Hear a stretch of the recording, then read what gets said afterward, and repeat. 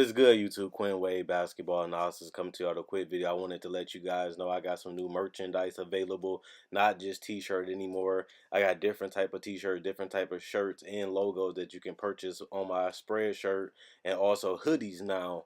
We have expanded and added more to the channel and more merchandise for the brand.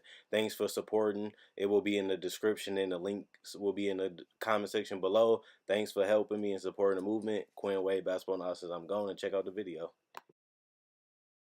What is good, YouTube? Quinn Wade Basketball Analysis coming to you with a video. We're going to talk about the Phoenix Suns, a team that's finally exciting. This team has been bad for a couple years. They have had a high amount of high lottery draft pick, whether it's Dragan Bender, Marquise Chris, Alex Lynn, or even you can just go on and on. You can say even Josh Jackson, and they even got Mikal Bridges and DeAndre Ayton just this year.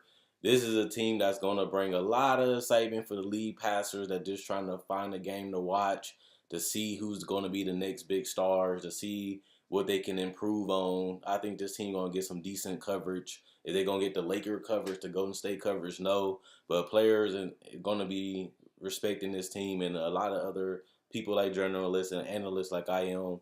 We're going to be talking about this team throughout the season because, for one, they have Devin Booker. Devin Booker just got his contract extension. They're going to want to see, is he worth it? Is he overpaid, underpaid? Can he really lead a team? Can he really be the best player on the team? And I think that's a legitimate question because they haven't been winning since Devin Booker been putting up 20 points a game. Now, I will give him a pass because he hasn't had enough talent.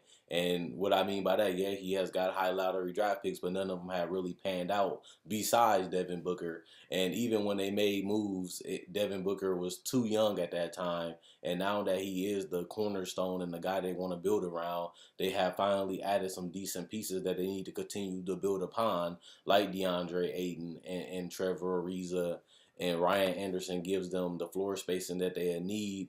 I think Devin Booker is fine. He had a hand injury, so he might not be taking off real fast this season.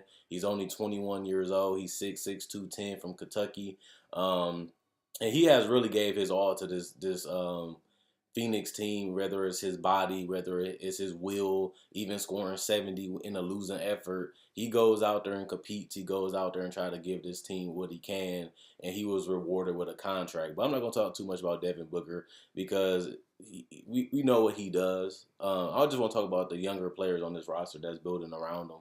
Dragan Bender, I think this is a make or break season for him. I think he can get traded because his his extension is coming up, and I don't think Phoenix really want to pay him that much money because he hasn't really shown anything in summer league this year or even in the regular season. He has never made a significant improvement. He was supposed to be a Porzingis. He was supposed to be a Dirk. He was supposed to be that big that can shoot the three, shoot the mid range, and be a decent rim protector. He's terrible defensively. He's not a great consistent shooter from the mid range or from the three, and he's not a great post player either, like Dirk or even a guy like Porzingis that like to just shoot over people. He doesn't even take advantage of his height at 7'1".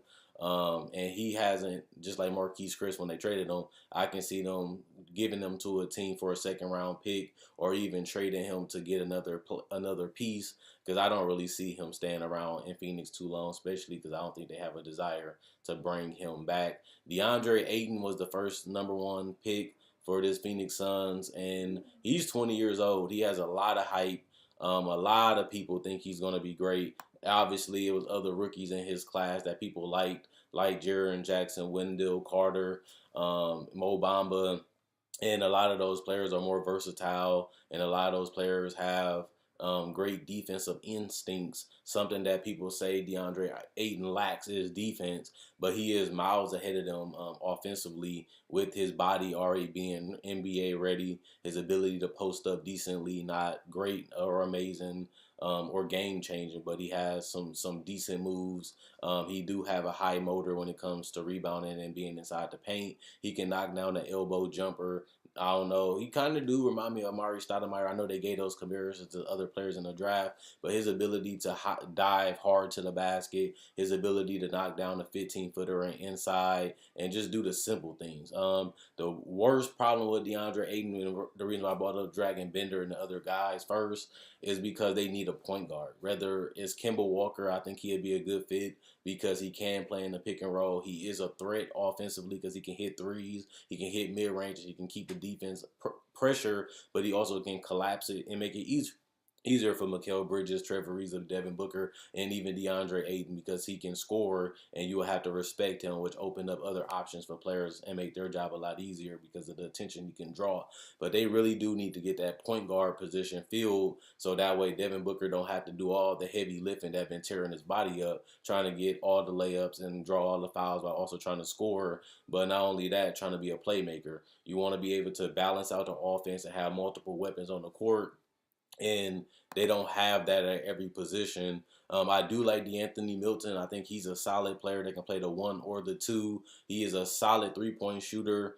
He is 6'4", which is around most point guards in the league right now. He can handle the ball. He can get out in transition, shoot the three, or get to the paint. He is a very veteran-like point guard. He's going to do what the team needs him to do. And he can fit in with the guards on this roster. I think that he can actually start. I don't know if they will give it to him because they got Isaiah Cannon, they got Shaquille Harrison. I think they all going to have a chance, even Illy. I think they all have a chance to compete for that point guard spot. But I think if I had to pick a player that has poise, had a great summer league, is a confident player, and can shoot and space out the floor, it would be DeAnthony Milton. But the only problem with him, do he have enough guard skills in the playmaking department to really make this offense go? Or do they need him to be that? Do they just need him to be an offensive weapon scoring-wise? But when it comes to playmaking and decision-making, DeAnthony Milton ain't the best playmaker, and he can have tunnel vision sometimes, but he will be a guy that you can put the ball in his hands and he can score the basketball, whether it's on or off the ball, and that gives them another dynamic that they don't really have since they traded Brandon Knight, but he was injured anyway. He didn't play that much. And it does get the ball out of Devin Booker's hands, so he don't have to really do and be relied to do everything. TJ Warren is another solid player. I can see him. He's a guy that's 25 years old. He's 6'8". He can play the 2 or the 3 and sometimes small ball 4. He's only getting paid $11 million. He's a solid role player. I can see him getting packaged for one of these young players to get a point guard to really balance out this offense and really give them another dynamic, whether it is him and Dragan Bender or him and a guy like Josh Jackson to get that other point guard or to get another position filled like the power forward. I definitely think that he can be that fill-in contract. Okay, TJ Ward, he's solid. He can work in our offense. We know how to use him. Plus, you get a young piece, and they can even throw in a pick because they have some, and they're not going to win that many games this year. So their picks would be high value anyway because everybody projecting them to win under 30 games, including me, because they just don't have enough talent on this roster. Trevor Ariza is another solid player, a guy that can play the 2, the 3, or the 4 defensively. He can switch everything, even sometimes 5, depending on who's on the court. And he can shoot the 3. He's a veteran. He won championships. He competed with the Rockets. He helped the Wizards take that step in the right direction to the playoffs. He's a winner. And like I say, he is a champion, so it ain't like he never won a championship before. He is a winner. And he's a guy that's going to bring help for guys like Mikal Bridges. And if they do decide to keep Josh Jackson, he can help them with shooting. He can help them with defensive coverage. He can relate messages that the coach can do, and he can show it in practice. He's a guy that you need on your roster to help these young players understand the game and see it from a player's perspective. Because the coaches can always tell you what they think or what you should do, but it's another thing to have a player that can show you it too and do it by example because he's still young enough to play and be effective, and they're going to be fighting him for those minutes, and it ain't going to come easy, but they do need these young defender players like Josh Jackson, who was drafted mostly for his defense, and so was Mikal Bridges. They're going to need somebody to show them how to not to foul, how to stay in front of their man without fouling, and how to be a great perimeter defender. Now, Trevor Ariza is not a lockdown defender, but he's a guy that everybody respects and known as a defensive guy. And these guys are the same, but they still need to learn the ropes of the game. And I think Trevor Ariza can be a good player slash coach type of thing and a mentor to these young guys. And you obviously have Tyson Chandler. He's 35. They paid him $13 million a season. He can still play the 5, and you can play Ayton at the 4 technically. because Ayton is more, he can space out the floor. He's not going to shoot threes, but he doesn't have to stay in the paint the whole time. And, Ayton off the bench or bring him in slowly, you still do have Tyson Chandler that can start. Obviously, you prefer to see Ayton starting, and Tyson Chandler, I think this is his last year on his deal, so he's not a part of the big picture anyway. And then you have Ryan Anderson, a guy that's only 30 years old. I think a lot of people, when they think about Ryan Anderson, they think about somebody that's 35, 36 on the last legs of their career. Ryan Anderson can actually play. He's not a great defender. He's not the best rebounder, but he's excellent at what he does, and that space out the floor. It gives them another guy that can, space out the floor at that 4 position. He's going to do it better than Dragan Bender. He can do what they want Dragan Bender to do, which is shoot the 3 and shoot the mid-range jumpers. And if you give Ryan Anderson any type of space, it's basically a dead eye. This guy is a marksman. And he's a guy that you don't want to leave open. But even if you give him a little chance to get that jump shot off, he's pulling it. And that's what they wanted Dragan Bender to be, a guy that can shoot that 3 and space out that floor at the 4 and the 5 position, and give them that 3-point weapon for Devin Booker and other guys to get to the paint. And if they collapse the defense, they can kick it out. And that's something that Ryan Anderson can do. Plus, he's on a 2-year deal, so he can really help these guys out. And he probably can help Dragan Bender become a great shooter as a mentor and as a person that can lead by example and show him how to do it. But it's up to Dragan Bender to learn and actually develop these things. Same with Josh Jackson and Mikal Bridges with Trevor Ariza. It's easy to say it, it's easy to do it, but they actually got to want to be great. They actually got to put the work in, and they actually got to want to listen and learn and make those proper adjustments that the coaches and the development staff and even the veteran players that can play can do. And I think bringing in Ryan Anderson, I'd rather have DeAnthony Milton and Ryan Anderson than Brandon Knight, who hasn't even played really, and even Marquise Chris, who has been a terrible fit, and you was going to have to pay him or let him go for basically nothing anyway next year.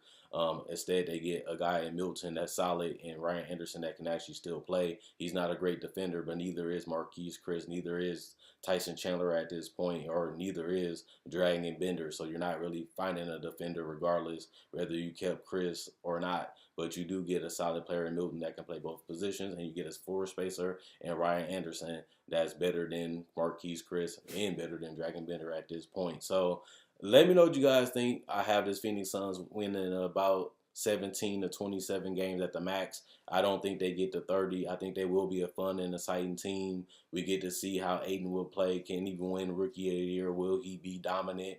Will he be like at Summer League where he was just solid? He wasn't great. He wasn't bad. He wasn't terrible. He was decent. And for a #1 pick, it does come with a lot of pressure, especially when your team that you're going to is one of the worst in the NBA. It comes with big expectations, especially when a lot of people thought you was the consensus sometimes #1 pick throughout this college year. And now you have to actually go out there and play against the best players in the world who already has a step ahead of you because they already played in the NBA, they already played against the best. And you have to learn everything from scratch, start back from the bottom, and you have to work your way back all the way up to the top. And we'll see if DeAndre Ayton can do that in the next 2 to 3 years. And if he is, this is going to be a great #1 pick, or this can be, a pick that can be like a decent pick at best. But you don't want that if you're taking somebody with the #1 pick. You want a franchise changer. And that's what DeAndre Ayton is supposed to be. So let me know what you guys think. Do you think they make the playoffs? Do you think they suck? Do you think they overrated? Do you think they're just going to try to get another top 5 to the #1 pick? Do you think Devin Booker going to show out? Do you think he's going to get injured? Do you think he doesn't have enough help? So he is going to get injured because he had to do a lot more. Do you think they make a trade for a point guard? Do you think they, Dragan Bender develop into something? Or do you think that, hey, they still trying to find out the pieces on this roster and they just going to use this season to figure out some more people who they want to keep, who they want to let go, and make some trades for a bigger picture in the future? And that's what I think they're going to do. I think they're going to fill out some more of these roster spots with some decent players, and I think they're going to start getting rid of some of that younger talent to get more sure things to help this team win, because Devin Booker didn't sign the extension just to rebuild for the next 5 years. He wants to compete, and he wants to get the accolades like all-star games and all NBA teams, and you usually have to win or be very dominant. And it's hard to be very dominant when you don't have that much talent to take the attention off you, and you have to throw up everything, and your field goal percentage is low. Plus, you in the West, so you have a lot of guards already in the West that's already ahead of you, and they're already on winning teams, so they're going to get their votes before you do. So he's in a tough position. A lot of people respect him. A lot of people think he's one of the best players in the world. But winning, you have to have that to get the other accolades, and I don't think they'll be winning too much this year. But if they do lose, they get to add another lottery pick. But they still have to develop these players. They still have to push these players. And they got to make sure they're drafting the right players, because they have got way too many buses over the last 5 years. And if you're in the lottery, your goal is to get somebody that can change your franchise, not to get somebody that's going to hold your franchise back for the next 2 to 3 years. And then you got to find a replacement for them when you could have just drafted a better player and scouted a lot better and developed them a lot better. So I can't put the blame all on the players. I got to put the blame also on Phoenix as an organization, because Devin Booker has really been the only person that has panned out on this roster for the last couple of years, and that's not good. It's an organizational thing too, so I can't put all the blame on him for losing, but I also got to put the blame on them for not making the trades, for not keeping a consistent head coach, and for not developing the talent and scouting the talent that they need for these rosters, and that is a blame on them. So check out my website, analysisplayground.com. Link will be in the description in the comment section below. Check out my Facebook page, analysisplayground.com. Link will be in the description in the comment section below. Like on Facebook to show support. Also, check out my Spreadshirt. You can find hoodies, t-shirts, and sweaters, and other accessories like water bottles, mouse pads, and pillowcases. Everything is available. And at the end of the day, the thing that's funny about it is thanks for the support. Thanks for binge watching. Thanks for checking out my older videos. And this is one of the last what to expect, because we only really got Charlotte, Orlando, and obviously the Clippers. I'm the last 3 teams I'm doing for this year, and then it's on to the award predictions and the power rankings. Let me know what you guys think. And is the Phoenix Suns good? Is they bad? Is they terrible? Will they be rebuilding for another 2-3 years? Will they be in a lottery for the next 3 to 5 years? We don't know. But DeAndre Ayton and Devin Booker, that's a good duo. Can they be Shaq and Kobe? I heard that before. We'll find out in the next 2 to 3 years.